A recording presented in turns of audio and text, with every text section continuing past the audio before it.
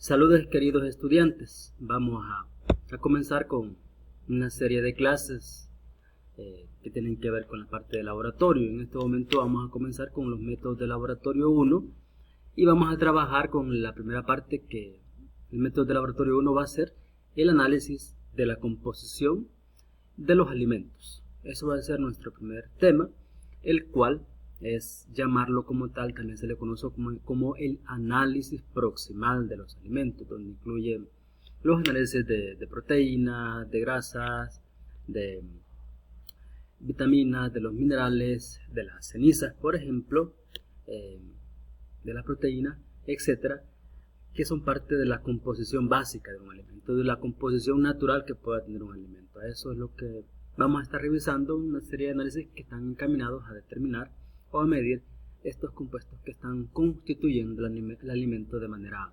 natural. Y uno de los primeros análisis que se me olvidó mencionarlo es, hoy vamos a ver nada más el primero, que es el agua. Es uno de los componentes mayoritarios que vamos a encontrar en la mayoría de los alimentos, mayoritarios, y en algunos también tiene menor cantidad, pero digamos que el agua es un elemento que no puede faltar o siempre está en los alimentos. Entonces vamos a ver la parte de análisis de la humedad y el contenido total de sólidos. Acuérdense que en algún momento, si no lo hicimos con ustedes, yo les recuerdo acá, hablar de humedad, estamos hablando de medir el porcentaje de agua, del agua que se elimina. Pero lo que queda, el remanente que queda al eliminar el agua, es lo que también se le conoce como muestra seca, o lo que aparece ahí, el contenido total de los sólidos que puede tener el alimento. Ahí está todo lo que es la parte nutrimental del alimento, quitándole completamente lo que es agua, lo que no es como tal ningún nutriente. Entonces, este es un análisis sumamente importante en la industria de alimentos porque ustedes muy bien sabrán que un alimento, entre mayor cantidad de agua tenga, entre más agua tenga, su vida útil es menor, su vida útil se acorta, es un producto perecedero. Por eso se considera que es el análisis de humedad, el hablar de humedad es un factor de calidad que tiene que ver con la conservación de los alimentos. O sea, entre mayor cantidad de agua, vida útil más corta, entre menor cantidad de agua, vida útil más larga. También en algunos productos como tal es un factor de calidad, debe de llevar un porcentaje mínimo de agua, un porcentaje indicado muy particular de agua que nos debe quedar las jaleas y las mermeladas para impedir que ésta se cristalice, el azúcar que tiene la mermelada, por ejemplo. Y ahí hay que hacer los procesos como tal para asegurar que no darle la cantidad de agua suficiente para evitar la cristalización de las azúcares. Y luego, por comodidad, de una u otra manera, este es un análisis que se puede hacer de manera rápida en los alimentos, nos indica las condiciones en las que está el alimento. También hay que tener en cuenta que estos alimentos, este análisis está, en algún momento, si ustedes lo han visto, hay muchos productos que determinan contenido de humedad o sólidos totales como un parámetro de calidad de norma que deben de cumplir nuestros productos. Y por supuesto es muy importante en los cálculos del valor nutricional en el sentido de que la persona que realice los análisis debe tener en cuenta el porcentaje de agua que tiene el alimento a la hora de hacer el valor nutricional o el cálculo nutricional al alimento, en el sentido de que esa agua no cuenta como nutriente. Y por supuesto se usa como base o de base para determinar otros análisis, otras determinaciones. Por ejemplo, hablamos de sólidos totales en este caso, por ejemplo, y queremos determinar porcentaje de grasa en leche cruda. ¿Qué es lo que hacemos? Nada más es al porcentaje de sólidos totales, que es la materia seca que nos queda al eliminar el agua, le restamos, por ejemplo, el porcentaje de grasa obtenido en el laboratorio de la leche, por ejemplo, y tenemos otro término que se llama, tenemos grasa por un lado, y la normativa en el caso de la leche cruda en algunos documentos pide sólidos no grasos. Entonces, al restarle al total de sólidos el porcentaje de grasa, nos quedan nada más los sólidos no grasos, que en algunos análisis nos pide ese factor, ese valor.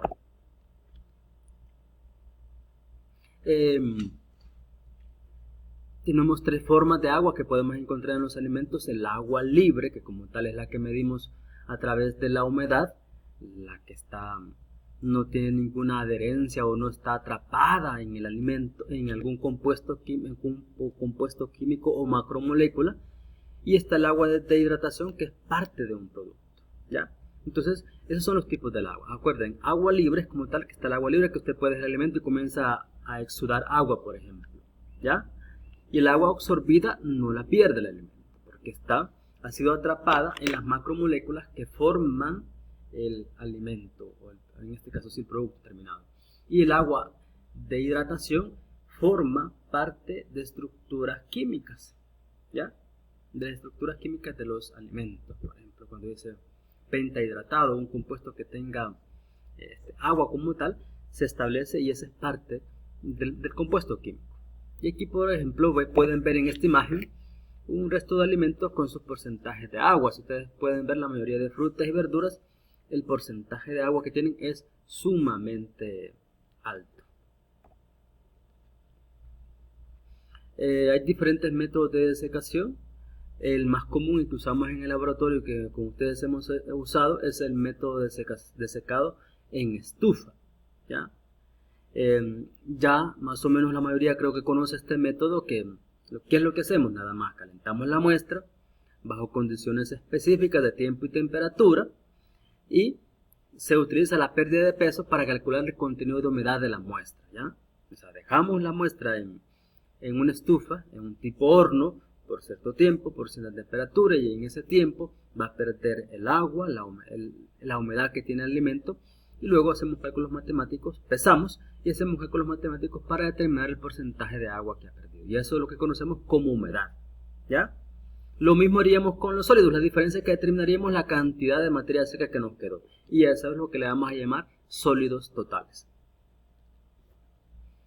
Y por supuesto, eso no lo hemos visto en el técnico, pero aquí es sumamente importante, porque ustedes de una u otra manera van a gerenciar laboratorios y hay que conocer y tener este criterio en este punto. Por ejemplo, que la cantidad de agua puede de una u otra manera en un alimento estar determinada es altamente dependiente. Por ejemplo, la podemos determinar, pero depende muy bien que el dato realmente sea válido o no, según el tipo de estufa que se usa para los diferentes alimentos que se van a procesar, que se van a determinar lo que se le llama el agua o la humedad. Igual, el tipo de estufa, o sea, hablamos que hay, ya vamos a ver más adelante, que hay estufa al vacío, hay estufas convencionales, hay estufas de tiro forzado, y vamos a ver cuáles son las más adecuadas para cada uno de los productos y cuál es la más exacta, por ejemplo. Y igual, eso afecta también las condiciones en el interior de la estufa. De una u otra forma pueden determinar si el valor que obtengamos de humedad es el correcto. Luego, el tiempo y la temperatura que expongamos al alimento para extraerle la humedad también va a determinar si el dato, la humedad determinada, es real, pues. Y esos factores hay que cuidarlos, o se acerca al real. Y para eso esos factores deben de cuidarse, para asegurarnos que los resultados se acerquen a lo más posible al valor real que tiene el alimento. Luego, la eliminación de las humedades. Aquí el principio, podemos decir el fundamento del método, se parte, por ejemplo, de la ebullición del agua, ¿ya?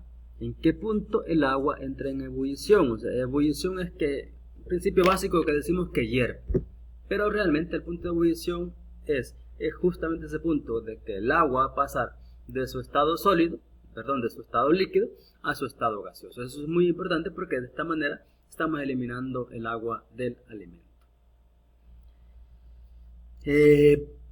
Según el método que hacemos en el laboratorio, creo que muchos lo vimos, se puede hacer, si es un líquido, buena parte de los líquidos, se sugiere hacer un secado previo en baño de María, en vapor, por ejemplo, y al aire libre, ¿ya? O sea, hacer un previo secado del alimento previamente, antes de que la muestra pase a lo que es la estufa.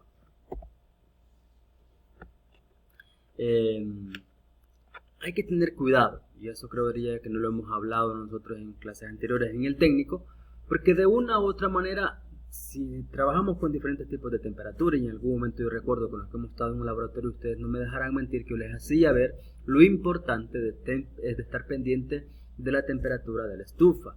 Pero la mayoría de veces solo colocamos las muestras y damos por hecho que está la temperatura adecuada y dejamos el alimento ahí, ¿ya?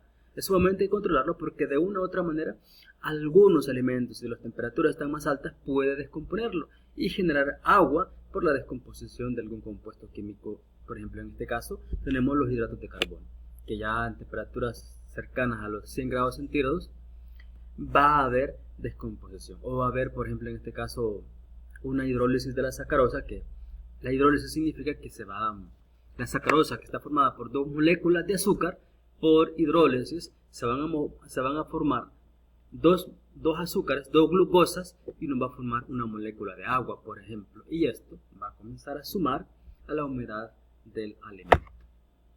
Y hay que tener en claro también que las temperaturas, de una u otra manera, los componentes volátiles que puede tener el alimento, por la humedad se puede perder buena parte de estos componentes. Perdón, por la temperatura alta se van a perder parte de estos componentes, que son muy sensibles a las temperaturas. Entonces, por eso es sumamente importante controlar temperaturas según el tipo de estufa que usemos, según el tipo de, ¿cómo les puedo decir? Según el tipo de alimento que estemos procesando, ¿ya? Y aquí tenemos los tipos de estufa que tenemos: la de convención, o que se mantiene a temperatura atmosférica natural, normal, y la de tiro forzado, y la de vacío. Tres tipos de estufa, acuérdense: normal, convención es la normal, luego la de tiro forzado y la de vacío. Con la de convención es una natural, no tiene mucho, solamente es como un tipo horno, por lo tanto, de una u otra manera presenta mayores variaciones de temperatura. Y la de tiro forzado, que por ejemplo pueden ver en esta imagen que tiene el fondo, esto que ven aquí al fondo de esta estufa, lo que tiene es lo que conocemos como un ventilador, ¿ya? Que de manera horizontal está tirando aire dentro de la estufa, generando que la temperatura se mantenga más constante. Y pues ya las estufas de vacío van a presentar una mejor dispersión de la temperatura. Entonces, otro de los aspectos a cuidar en un alimento, por favor, eso se cuida, es que los alimentos pueden formar una costra superficial cuando se están secando, ¿ya? O como una tela, una capa superficial del alimento. Y esto va de una u otra manera a hacer difícil, un poquito más difícil, que se seque completamente el alimento que estamos queriendo secarlo completamente. Entonces, por eso en algunos, ustedes los que han estado conmigo en química se recordarán que por ejemplo, los quesos duros siempre los preparábamos a partir de lo que conocemos como en arena. Con algunos le hemos hecho que se agarra lo que es arena, se pesa más o menos 30, 20 gramos y más o menos 3 gramos de muestra, lo mezclamos bien, mezclamos el macerado del queso duro, por ejemplo, o duro blando, con la arena, lo hacemos con una varillita y dejamos la varillita como parte del crisol, ¿ya? Entonces, esto nos ayuda a evitar que se forme esa corteza superficial en cada, podemos decir, partícula del queso, ¿ya? Para que no se forme y eso permita una mejor dispersión de la temperatura en el producto, ¿ya? Y por supuesto la arena tiende a calentarse fácilmente y le puede llegar mejor la temperatura a las partículas del queso mezcladas con la arena. Ustedes creo que lo hemos visto, lo hemos hecho alguna vez, otros no, pero en algún momento lo vamos a hacer en el laboratorio. Y la estufa de tiro forzado la vamos a ver en la siguiente clase. Vamos a parar hasta acá y continuamos con los otros siguientes 15 minutos. Gracias por su atención.